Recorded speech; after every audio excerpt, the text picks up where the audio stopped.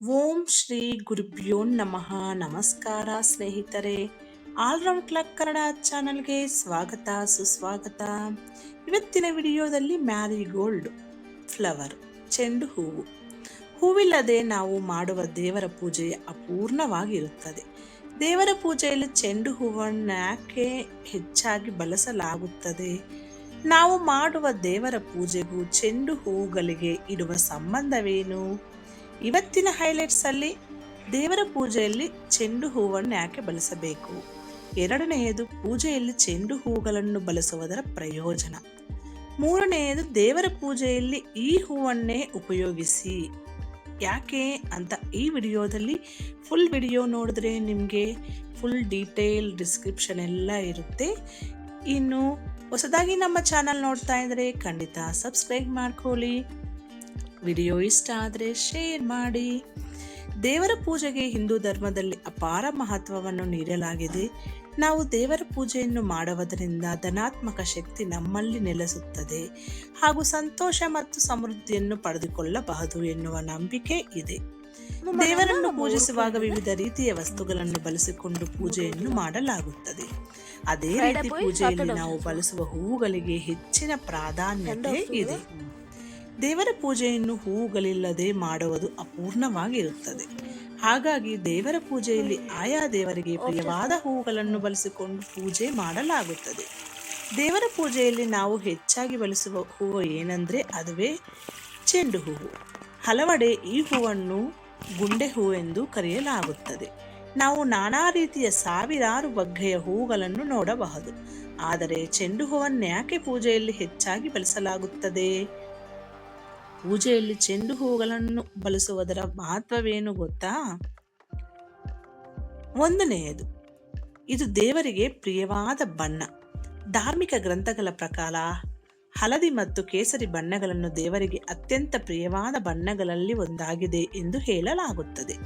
ಈ ಕಾರಣಕ್ಕಾಗಿ ದೇವರು ಮತ್ತು ದೇವತೆಗಳನ್ನು ಪೂಜಿಸುವಾಗ ಕಡ್ಡಾಯವಾಗಿ ನಾವು ಈ ಹೂವನ್ನು ಉಪಯೋಗಿಸುತ್ತೇವೆ.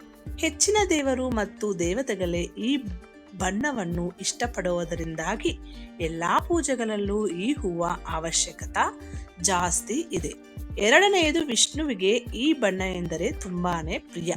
ವಿಷ್ಣುವಿಗೆ ಅತ್ಯಂತ ಪ್ರಿಯವಾದ ಬಣ್ಣಗಳಲ್ಲಿ ಹಳದಿ ಬಣ್ಣವು ಮೊದಲನೆಯದಾಗಿದೆ.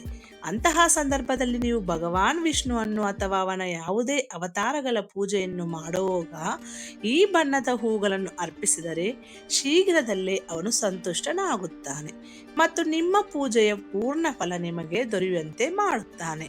ಮೂರನೆಯದು, ಗಣಪತಿಗೂ ಈ ಹೂವನ್ನು ಅರ್ಪಿಸಬಹುದು. ಗಣಪತಿ ಪೂಜೆಯನ್ನು ಮಾಡುವಾಗ ಕೂಡ ನೀವು ಆತನಿಗೆ ಚೆಂಡು ಹೂಗಳನ್ನು ಅರ್ಪಿಸುವುದು ತುಂಬಾನೇ ಉತ್ತಮ. ಇದನ್ನು ಮಂಗಲಕರವೆಂದು ಪರಿಗಣಿಸಲಾಗುತ್ತದೆ. ಈ ಬಣ್ಣದ ಹೂವನ್ನು ಪೂಜೆಯಲ್ಲಿ ಬಳಸುವುದರಿಂದ ಗಣೇಶನು ನಿಮ್ಮ ಜೀವನದಲ್ಲಿ ಎದುರಾಗುವ ಎಲ್ಲ ಅಡೆತಡೆಗಳನ್ನು ಅಥವಾ ಸಮಸ್ಯೆಗಳನ್ನು ದೂರಾಗಿಸುತ್ತಾನೆ ಮತ್ತು ಆತನ ಭಕ್ತರಿಗೆ ಮಂಗಲಕರ ಫಲಿತಾಂಶಗಳನ್ನು ಕರುಣಿಸುತ್ತಾನೆ. ನಾಲ್ಕನೆಯದು, ಗುರುವಿಗೂ ಈ ಹೂವೇ ಬೇಕು.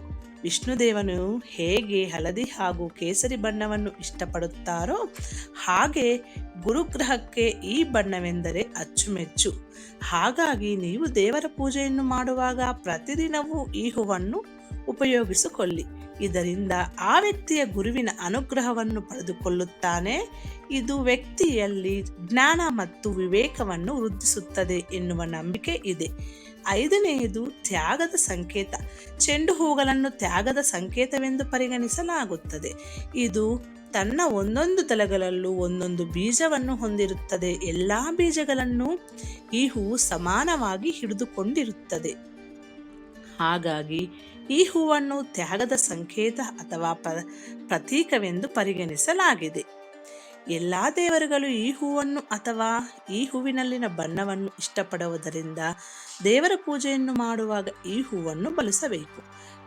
ನಾನು ಇವಾಗ ತೋರಿಸ್ತಾ ಇರೋದು ನಮ್ಮ ಮನೆ ಹತ್ರ ಇರೋ ಚೆಂಡು ಹೂವಿನ ಗಿಡ. ಇದು ನಿಮಗೆ ಪೂಜೆಯ ಸಮಯದಲ್ಲಿ ಎಷ್ಟೋ ಉಪಯೋಗಕಾರಿ ಆಗೋದರಿಂದ ಇದು ನಮಗೆ ಪೂಜೆಯ ಶುಭ ಫಲಗಳು ದೊರೆಯುವಂತೆ ಮಾಡುತ್ತದೆ. ಇದು ಸ್ನೇಹಿತರೆ ಇವತ್ತಿನ ವಿಡಿಯೋ.